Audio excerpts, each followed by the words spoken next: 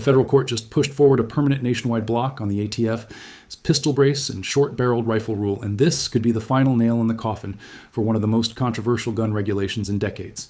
If you own a braced pistol or have been waiting to see if you need to register, destroy, or modify your firearm, the next few minutes could save you thousands of dollars and years of legal headaches.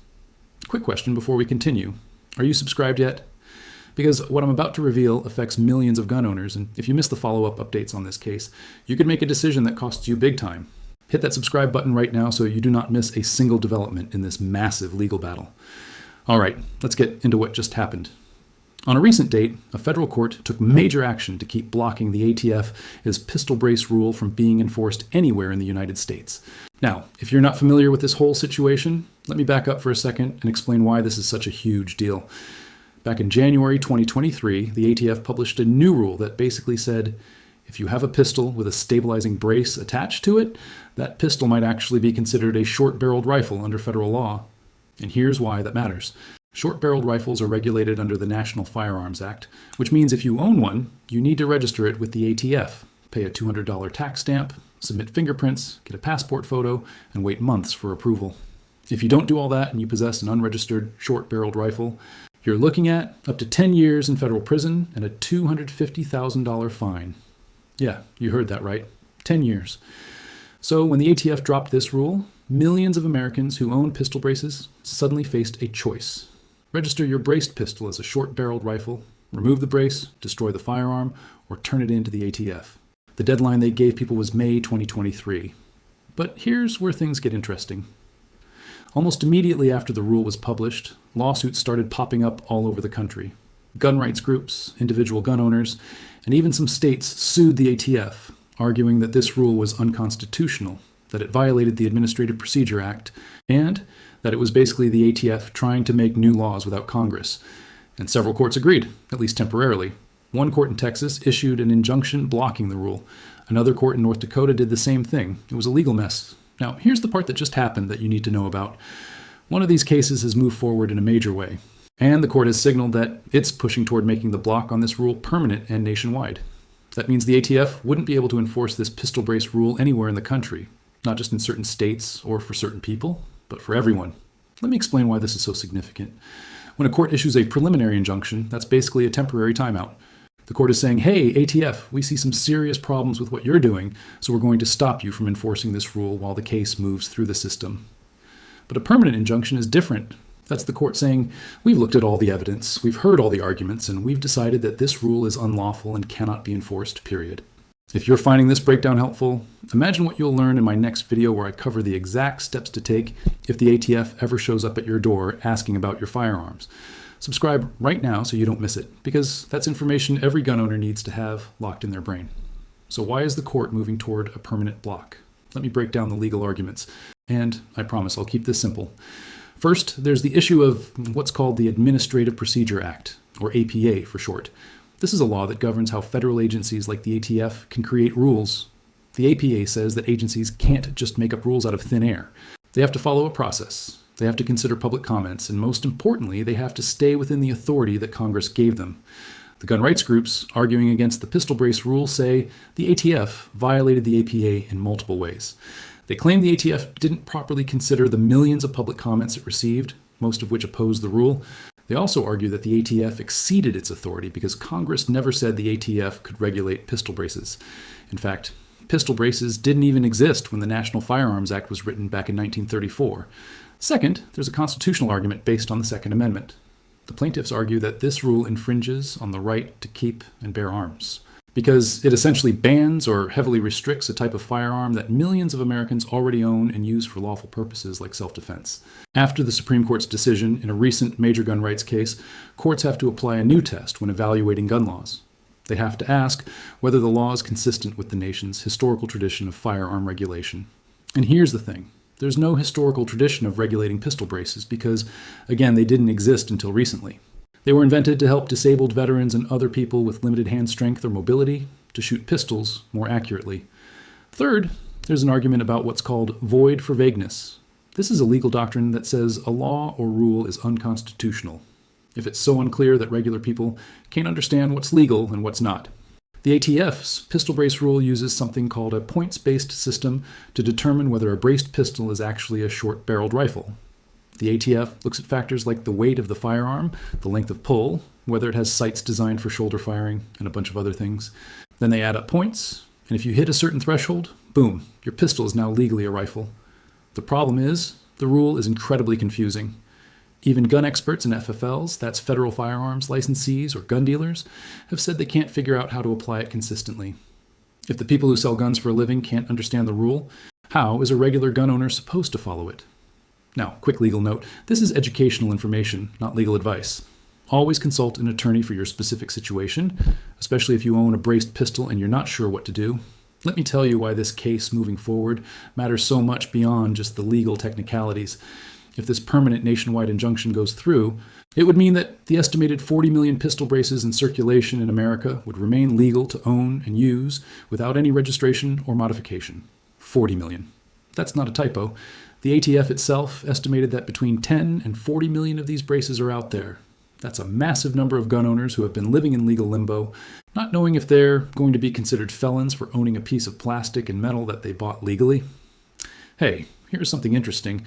About 71% of people watching this video right now are not subscribed to this channel. Don't be part of that group. Join the community of gun owners who get these critical legal updates first. Click that subscribe button right now, because the next video is going to cover what happens if this injunction doesn't hold and what your options are. Here's what most people don't understand about this situation.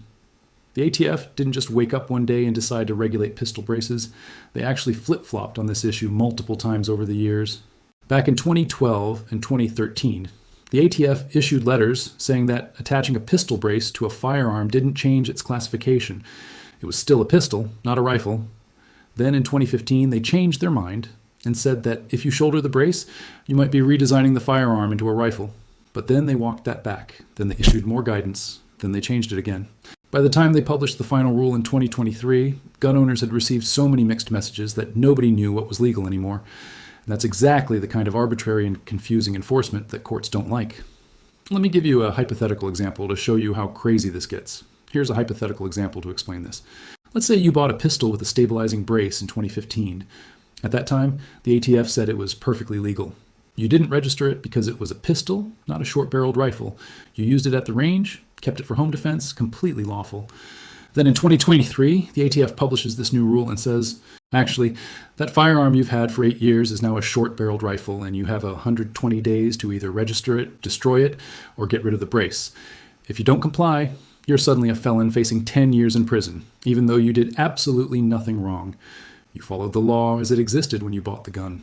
That's the kind of situation millions of gun owners found themselves in, and that's why the courts are taking this so seriously. Now, let's talk about what happens next. This case is still moving through the courts, and there are a few possible outcomes.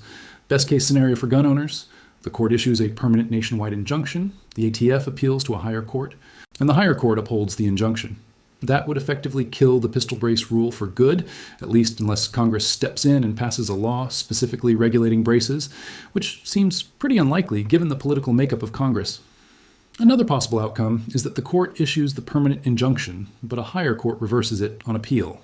In that case, the rule could go back into effect, and gun owners would be back to square one. There's also the possibility that this case gets combined with other similar cases from around the country, and eventually it could end up at the Supreme Court.